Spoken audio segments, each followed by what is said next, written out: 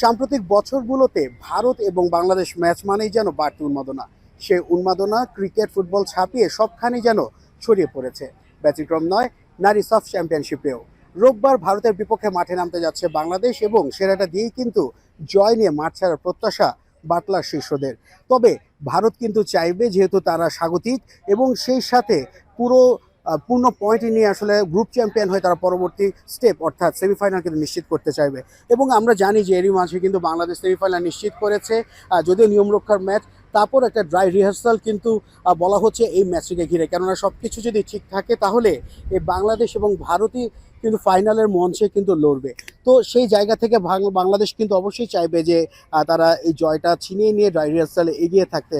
পক্ষান্তরে ভারতও কিন্তু চাইছে একই কাজটি করতে, কেননা গ্রুপ পর্বের প্রথম ম্যাচে ভারত 11-0 গোলে উড়িয়ে দিয়েছিল মালদ্বীপকে, যেখানে বাংলাদেশ একেবারেই খুব একটা ভালো রেজাল্ট করতে পারেনি মালদ্বীপের বিপক্ষে, কেননা একটা সময় তারা 2-2 গোলে সমতায় ফিরে এসেছিল মালদ্বীপ। সেখান থেকে বাংলাদেশ 4-2 গোলে জয় পেলেও তাদের পারফরমেন্স নিয়ে কিন্তু খুব একটা খুশি কিন্তু নন এদেশের ফুটবল বোদ্ধা সহ শুরু করে সকলেই।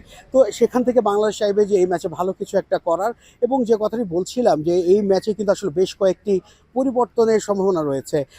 ইনজুরি কাটিয়ে মনিকা চাকমা কিন্তু ফিরতে যাচ্ছেন এই ম্যাচে, এবং আমরা জানি যে মাঝমাঠে মনিকা এবং মারিয়া যে জুটি রয়েছে সেটি কিন্তু অনবদ্য একটি জুটি বাংলাদেশ নারী ফুটবলে।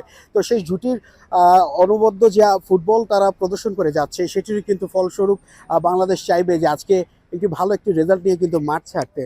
এবং সেই সাথে আমরা জানি যে শিউরি আজিমও ইনজুরিতে ছিলেন, তিনিও ইনজুরি মুক্ত হয়েছেন, তারও সম্ভাবনা রয়েছে একাদশে ফেরার। এবং আফিদা খন্দকার, যিনি কয়েকদিন আগেও বাংলাদেশ দলের অধিনায়ক ছিলেন এবং হুট করে কিন্তু সাফ শুরুর আগেই তিনি কিন্তু অধিনায়কত্ব হারান, এবং এবার কিন্তু তিনি একাদশ থেকে ছিটকে পড়ার আশঙ্কায় রয়েছেন। তো সব কিছু মিলিয়ে বাংলাদেশ দল কিন্তু চাইবে যে বিগত সময় যে ভুল ত্রুটিগুলো ছিল সেটি কিন্তু কাটিয়ে এই ম্যাচটাকে আসলে ঢেলে সাজাতে।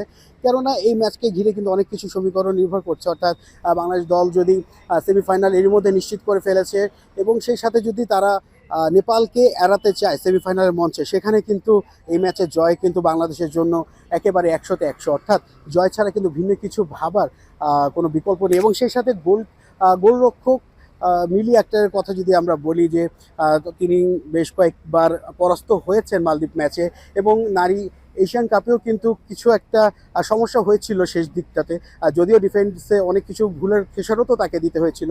তবে সেখান থেকে আসলে রুপনা চাকমারও ফেরার প্রবল একটা সম্ভাবনা রয়েছে, কেননা সবশেষ অর্থাৎ শনিবার যখন বাংলাদেশ দল প্রশিক্ষণ নিচ্ছিল, অর্থাৎ যে শেষ সময়ে যে অনুশীলনে তারা ব্যস্ত ছিল ভারত ম্যাচের আগে, সেখানে কিন্তু রুপনা চাকমাকে নিয়ে বাড়তি পরিকল্পনা ছিল কোচ বাটলারের। সেই সাথে গোলরক্ষক কোচও কিন্তু তাকে নিয়ে অনেকটা সময় কাজ করেছেন, কেননা লাস্ট দুবারের যে সাফ গোলরক্ষকের সেরা গোলরক্ষকের পুরস্কার সেটি কিন্তু উঠেছিল এই রুপনা চাকমার হাতে।